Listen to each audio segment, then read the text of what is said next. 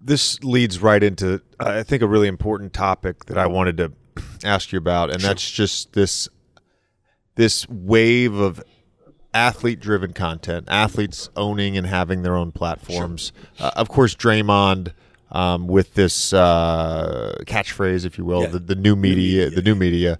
And like just to provide some sort of personal opinion on this, I don't think athlete-driven content will ever replace traditional journalists or traditional reporters. Because I think about how you started.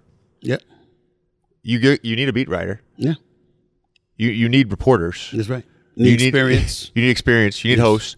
So to me, it's a welcome addition, and of course, I'm admittedly a little biased in that. Of course, it's a welcome addition, but I do want to get your perspective on it. I love it.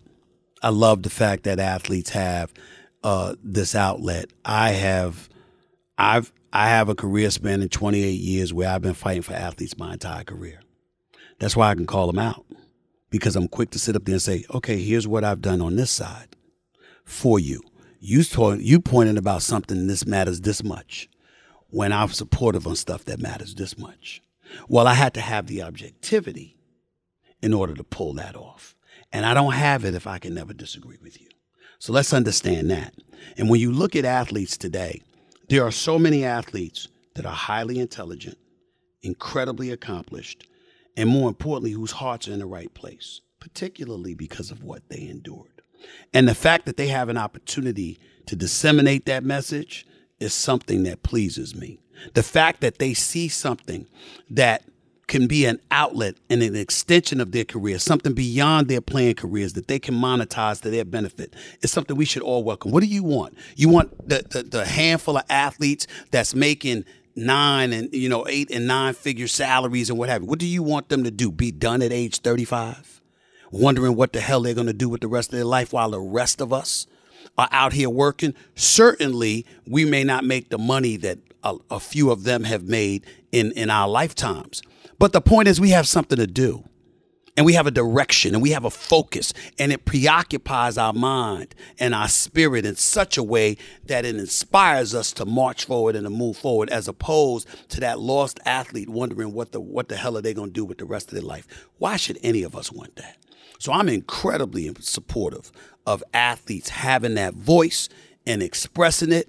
Just understand all that comes with it. Understand the good, the bad, and the potential ugly that comes along with it, and be willing to accept it all if you're going to venture into it. That's my only criteria. Outside of that, knock yourself out, which is why I've often said, look, I remember one time LeBron had me speak in Akron at one of his camps, and, Kobe had me come one time, and I was talking to guys, and they were like, when are you available to do this? And I said, for y'all, always. And they were like, why? I said, we come to y'all asking y'all for y'all time every day. I know it's in your contract. You're supposed to talk to the media, whatever. But the bottom line is, I don't know of a single athlete who hasn't extended themselves to give time to others that they didn't have to give. The least we could do is do the same. And so I always pride myself in doing that. And I always pride myself on supporting athletes, having a voice. And I'll never deviate from that. Just know what you're talking about and know what the consequences are if you don't. And we good.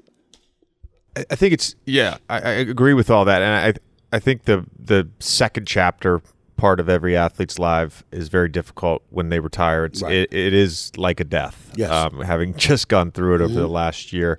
And so the monetization, if it is in the media space, is obviously important. I do think as it relates to the media space, having a different perspective, having a narrative and a discourse that comes from experience to go up against a journalist or a reporter, I think that's important. Again, it goes like we're all shaped by our own experience. Our opinions oftentimes are shaped by our own experiences. And so I think that whether it is Draymond or CJ McCollum, who's been here the last couple of days, like being able to get their perspective on things provides balance. And of course, we could go to any sport right now, and there's athletes all over the world who are owning and driving their own platforms. You're not wrong. The only thing that I would say to you, JJ, is understand everybody ain't you. And what I mean by that is that you have the ability to go up against traditional, conventional journalists and give a perspective that's on their level, even though their perspective is totally different than yours. And and oftentimes wrong. That's whatever you say, right? The bottom line is the perspective that you provide, you have the ability to articulate it in a way that we articulate our thoughts. And that's okay. But when you have people that will come at you and just say, you don't know what the hell you're talking about. Well, why? Because you never played. That doesn't cut it. And you know what I've said? Because you've got a lot of guys that have podcasts. You've got a lot of guys that have ventured in a lot of things. And they've come to me asking me for advice, for crying out loud, in terms of this business. And I've often said to them, when you say stuff like that, you think you're insulting me. You don't realize you already lost the debate. You're insulting the audience because they didn't play either. So when you say that, you think you're talking to me. No, you're not. You're talking to 99% of the population out there who weren't fortunate to be the less than 1% that you are to play on this level. So when your cry is, I played, you didn't, you don't understand this, so let me explain, and blah, blah, blah, blah, blah, the audience is like, who the hell you think you are? Really? That's how you talking to us? We watched, we got 2 eyes, we saw what you did. Now, granted, they don't know what you know. But in the same breath, when you articulate it that way, I've already beaten you. Because the objective is to be heard, not just listened to. They're going to hear me because I'm speaking their language. They're ignoring you because you spoke against their language. And I know that. So I start laughing the moment somebody does that because you already lost. You already lost. And I'm mindful and cognizant of that. Part of communication is understanding who you're communicating with, who you're reaching, and keeping them there. And I know how to do that.